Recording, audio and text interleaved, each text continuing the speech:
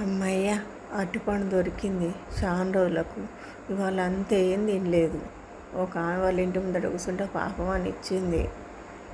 తింటున్నాయిగా, ఎవడన్నా చూస్తాడేమో అని అందకపోతాడని భయంగా తింటున్నా.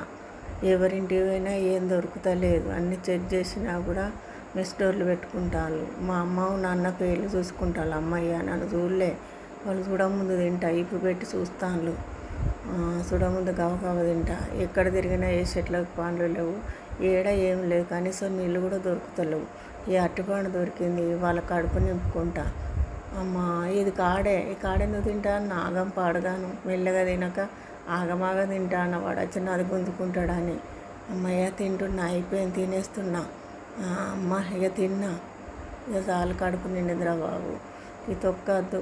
ఈ ఇండ్లల్లో ఇంకా ఈ కిటికీలలో ఏమున్నాయో చూసి వస్తాయి తీగలు పట్టుకొని అల్లాడి. ఇంకా వాళ్ళు పెయిన్లు చూసుకుంటూనే ఉన్నారు. ఇంకా పెయిన్లు అయిపోలే వాళ్ళవి. ఇంకా పెయిన్లు చూసుకుంటూనే ఉన్నారు. ఈ కిటికీలో చూస్తే అమ్మ కాగితం దొరికింది. ఈ కాగితం ఎండకర్ర కాకుండా ముఖం మీద వేసుకుంటా. అరే ముఖం మీద వేసుకుంటే బాగానే ఉన్నది కానీ గాలి ఆడతలేదు. అమ్మో మంచిగానే కనబడుతుంది కానీ మోసం మరతలే తీసి పడేస్తాయి కాగితం.